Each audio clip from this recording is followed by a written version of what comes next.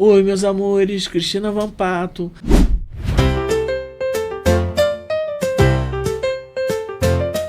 Dando sequência ao nosso podcast, estamos aqui com o nosso amigo Tiago Ezequiel. Nome diferente, super fashion, meu lindo. Você trabalha no segmento de simulação de automobilismo Sim Racing, né? E também é produtor de conteúdo, editor de vídeo, designer digital, piloto, coach e chefe de equipe virtual. Meu Deus, eu vou fazer uma pergunta depois pertinente, como você vai consegue lidar com toda essa gama de informações. Mas vamos lá. Como começou a sua história no automobilismo e nos simuladores? Primeiramente, queria agradecer você, Cristina, pelo convite de estar aqui hoje. É sempre muito bom falar desse universo que eu vivo aqui, né? Profissionalmente também, que começou como um hobby, como um sonho, mas hoje é uma profissão minha. Então, agradecer por estar aqui hoje falando com você. Gente. É muito, muito bacana falar sempre nessas coisas. Então, tem muita coisa aí que eu faço, né? Então, eu comecei tudo há alguns anos atrás, em 2010. E quando a gente começa no automobilismo, a gente tem que começar cedo, né? No meu caso não foi tão cedo assim, eu comecei com 22 anos de idade, né, por aí. E era um sonho meu desde criança ser piloto de carro, me envolver com automobilismo, só que eu não tinha dinheiro, não tinha família no meio. Porque requer recursos, né? Requer muitos recursos e conhecimento. Então, por isso você vê muito piloto hoje que é filho de um outro piloto, né? Porque aí fica fácil ali, né? Fácil, aspas, mas assim, fica muito mais... o caminho trilhado é mais fácil de percorrer do que o caminho não trilhado, né? Então eu comecei nessa loucura, porque não tinha recurso, não tinha família, não tinha nada, e me deu um estalo uma vez. Eu tinha, sem brincadeira, tá? Eu tinha 5 anos de idade. E eu lembro desse dia. Eu estava brincando de volantinho, no meio do nada, correndo. E me deu um estalo do nada e falou que eu queria, tipo assim, pô, se fosse um videogame ia ser muito mais legal. Que naquela época eu tô falando de Atari, tá? Atari Master System. E fui correndo pro meu pai e pedi pra ele um Atari. E ele falou, tá bom, vamos ver se eu consigo te dar um dia. E o Atari veio e aqui comecei a brincar de criancinha. Só que assim, lógico que depois passou muito tempo, né? O sonho, ele não se manifestou tão realisticamente assim. Mas dali começou o meu envolvimento com games. E com 22 anos eu comecei a me envolver com automobilismo. Que eu falei, cara, eu tô com 22 anos. Se eu não fizer o que eu realmente sonho da minha vida agora, que eu tenho tempo, vamos dizer assim, né? Eu não vou conseguir fazer isso mais. Porque depois a vida começa a atribular mais, né? Com trabalho, com família. É natural. Então eu comecei a correr atrás do meu sonho com 22 anos de idade, correndo de kart. Kart indoor no começo, né? Que é o kart que a gente encontrou no shopping, que tem borrachão, proteção. Que legal. É aquele aí que você começa de maneira mais fácil, né? Não é o profissional. E ao mesmo tempo eu comprei... Mas requer também perícia, né? Requer. Você tem as suas manhas, né? Não é um carro, é um outro veículo. É um veículo de aspas, competição. No caso ali não é tão competição porque é mais hobby, mas ele não é como um carro, né? E ele atinge velocidades que podem, se você sofrer um acidente, te machucar, né? Não é um negócio lento, vamos dizer assim. E ao mesmo tempo eu comprei um volante, comprei um equipamento que me permitia começar a simular isso em 2010, a gente está falando de uma outra tecnologia, e dali eu comecei a me envolver mais e mais, e até com o fato eu consegui pilotar de verdade carros de corrida, né? Que legal, através do simulador. Poxa, que bacana. Então quer dizer que você teve a experiência real mesmo. Tive. Cara, deve ser uma emoção assim. É indescritível. Eu imagino. É tipo assim, Velozes e Furiosos, né? Todo mundo quando fala em carro já pensa logo, né, na questão do Velozes e Furiosos, porque eu digo assim, carro, velocidade, aquela coisa. Sim. E tem também a Fórmula 1, ela mexe com o imaginário de muita gente, Stock Car, todas as competições que envolvem carros, né, mexe com o imaginário do homem, com a velocidade. Eu acho que isso é super bacana. Agora, o que te levou a criar o perfil, piloto de home office? Como funciona isso? Então, na verdade, o piloto de home office é um termo que eu inventei, né? Porque eu trabalho de home office hoje, já tem 10 anos. Eu trabalho para uma empresa que desenvolve um simulador chamado Automobilista 2.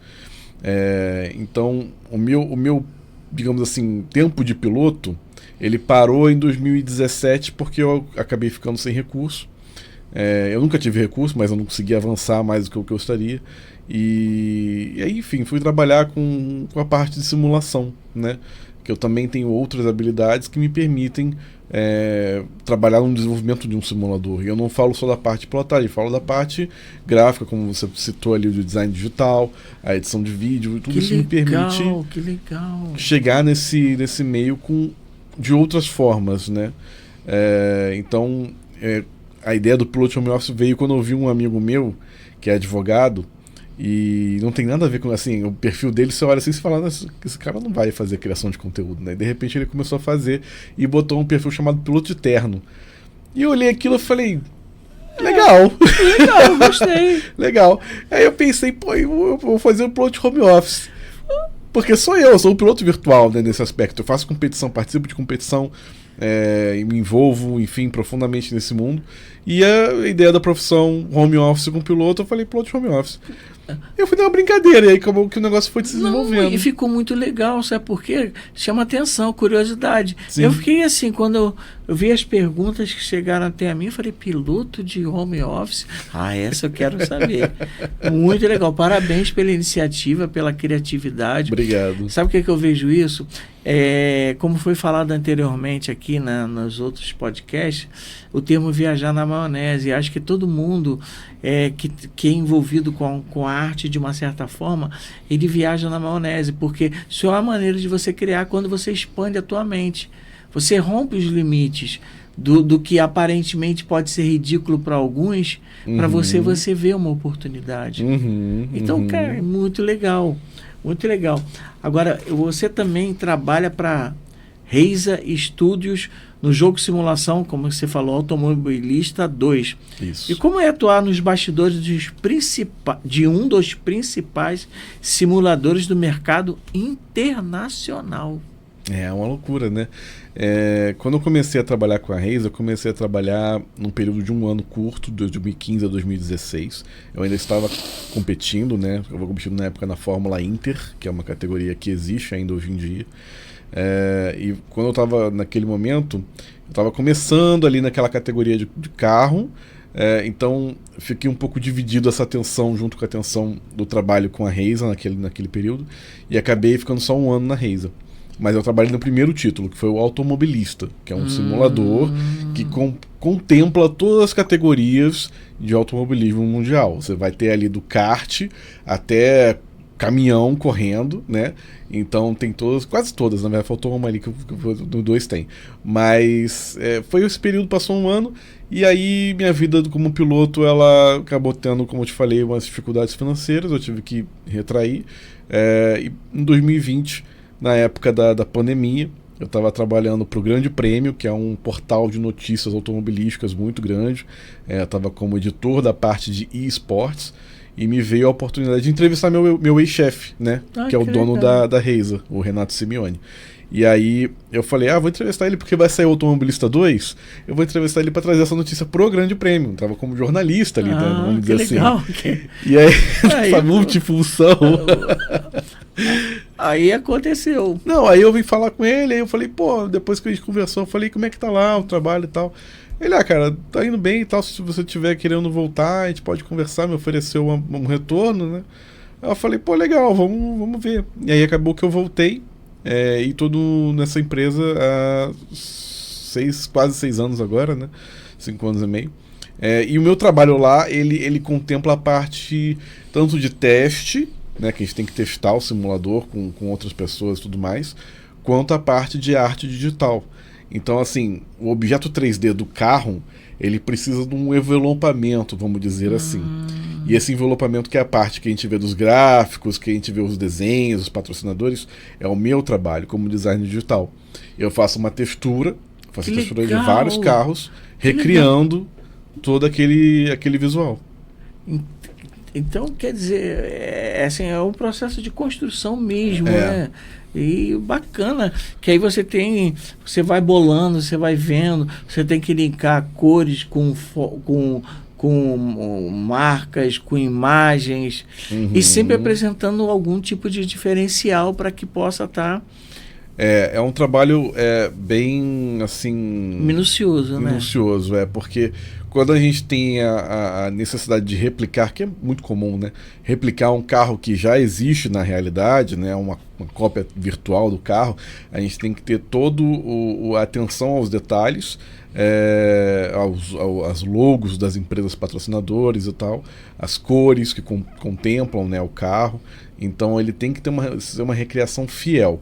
Quando a gente tem a oportunidade de fazer carros fictícios, vamos dizer assim, que representam uma parte apenas, né, do visual, a gente tem a opção de fazer uma coisa mais artística, né? E aí fica mais solto, fica mais tranquilo, mas tem as suas diferenças de forma de abordagem no trabalho. Então é um desafio diário nesse aspecto. Oh, que legal! Olha, eu estou aprendendo tanta coisa desse universo que eu não conhecia. Agora você também trabalha com o piloto Victor Gens, que correu no Stock Car e hoje é um dos campeões da NASCAR Brasil. Isso. Como é que funciona essa parceria, meu lindo? Então, o trabalho com o Victor Gens, ele se iniciou também mais ou menos ali em 2020, né, na época também da pandemia, que os pilotos não podiam correr, né, porque não tinham atividades externas devido ao vírus, né, e aí eles acabaram recorrendo muito ao simulador. E aí eu que estava nesse meio de simulação mais intenso ali, né, acabei conhecendo alguns pilotos e o Victor foi um deles que veio até mim conversar. E nesse período ele estava precisando de alguém para ajudar ele com edição de vídeo, porque ele tinha uma ideia de fazer um curso de pilotagem virtual. E é bem ousada a ideia, né? Então ele ensinar... Vender o curso de em videoaula. E aí ele precisava desse editor. E aí quando ele me conheceu, eu falei, cara, eu edito, já tive meu período de pilotagem ali, de 2010 a 2017, na pilotagem real, e ele viu aquilo ali com outros olhos, porque para você tratar de uma questão esportiva, enfim, boto esportiva porque é uma questão mais difícil de você conseguir vivenciar aquilo ali como carreira, né? Você precisa ter essa vivência. E tendo a vivência da pilotagem, né, eu consigo entender aonde ele quer olhar, o que ele quer passar, qual que é a informação, como ele quer passar. Porque é uma forma diferente de falar, você precisa falar uma linguagem, né? O automobilismo é um clubinho fechado, vamos dizer assim. E se você... Minha esposa até brinca comigo que ela fala que as pessoas têm que falar a língua do vrum vrum, né? É a língua do vrum vrum. Se você não falar a língua do vrum vrum, você não conversa, né? Aí eu vrum vrum, tchim tchim. Aí a gente conversa. Mas a gente começou dessa forma e já toda essa parceria com ele há 5 anos. Então é um trabalho em paralelo que eu faço nos meus tempos, né, ali disponíveis, para poder ajudar ele tanto na parte de criação de conteúdo dele, que vai para o Instagram dele, quanto na parte de aula que ele oferece nas vendas dos lançamentos que ele faz e tal, ficando conteúdo no Hotmart. Inclusive agora essa semana ele fez um lançamento, Semana do Piloto Virtual o nome, e eu ajudei a fazer a logo, enfim, é um trabalho já que a gente já faz há muito tempo. Que legal. Agora peraí, Tiago, como você consegue, meu lindo, manter o foco com tantas coisas para fazer ao mesmo tempo? É difícil, mas assim, ao mesmo tempo eu estou bem acostumado com isso. Quando eu trabalhava presencial, eu via que às vezes assim, eu era sempre um cara muito que tentava ser disponível em várias frentes diferentes, né? Então assim, eu usava meus conhecimentos de forma que às vezes nem me pediam. Por exemplo, uma vez eu trabalhando numa empresa de publicidade, e aí o computador estava quebrado, e eu já tinha experiência de montagem e manutenção de computador, e eu falei, cara, eu posso consertar. E os outros colegas não se ofereciam para isso. Falavam, eu já faço o meu, não quero mais aqui, né? Eu era mais um cara de chegar junto e ajudar. Então eu sempre tive um pouco dessa multifunção, né? Sempre foi um pouco de mim. E quando eu comecei a trabalhar de conta própria, vamos dizer assim, com home office, né? Sempre em casa, nunca presencial desde 2015, e também pelo fato de eu ter corrido muito atrás de patrocínio e tudo mais, eu sempre me virei em muitas frentes diferentes. Quando eu começo a trabalhar com essas empresas diferentes, com essas pessoas diferentes, meio que tudo se encaixa, mas ao mesmo tempo requer muita atenção, né? E essa atenção, hoje em dia, eu consigo deixar um pouco menos tão focado, porque eu faço uso da IA, né? Então algumas coisas eu faço com IA. Isso me ajuda muito no processo de desenvolvimento de várias frentes minhas. Mas é um negócio que eu tenho que me dividir. Realmente eu tenho que, principalmente, entender quando começa a hora de um e termina a hora do outro. Porque eu não posso misturar. É o segredo. Esse é o segredo. Isso, você chegou onde eu gostaria que você chegasse. A gerenciamento do tempo, né? Isso. Eu não posso atropelar a hora que eu tô dando atenção para um trabalho por outro trabalho. Eu tenho que entender que, por mais que a comunicação seja constante, às vezes a gente não tem como impedir isso pelos dias de hoje, como as coisas funcionam, a gente tem que saber que, bom, peraí, é urgente para ele ali, mas agora eu tenho que ver alguma coisa aqui e depois eu vou acertar aquela parte ali. E aí desenvolver isso de uma forma que não se atropele. Tá. Sigam esse exemplo, percebam foco e gerenciamento do tempo. Olha, Thiago, eu vou te chamar, sabe de quê? O John Wick do simulador. Entendeu? John Wick é bem forte. Porque John Wick ele faz de tudo.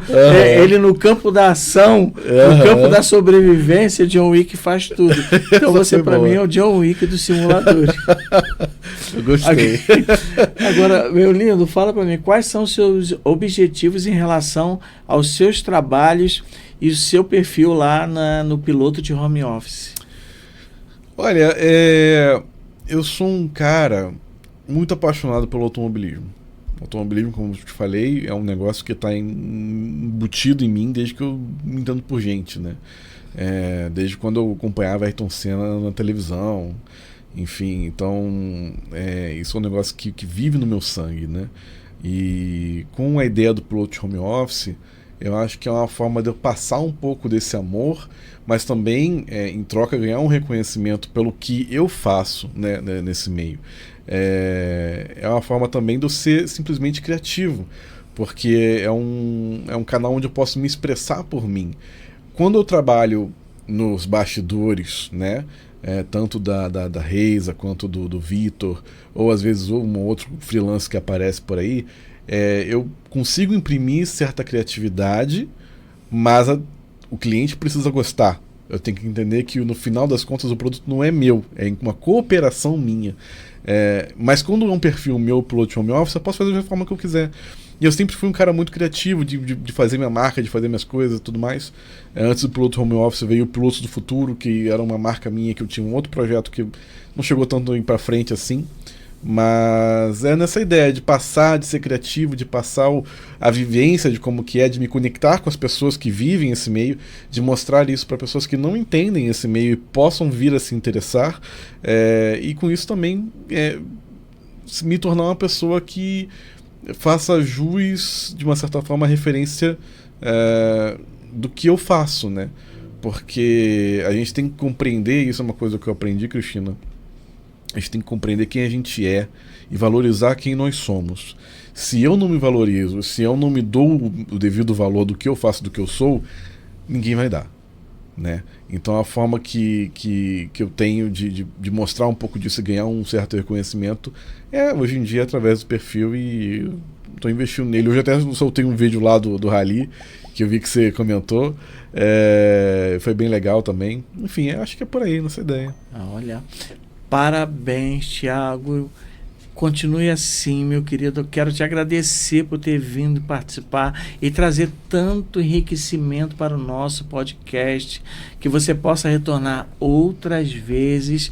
E olha, uma parceria incrível que está surgindo, tá? Continue assim, realize seus sonhos.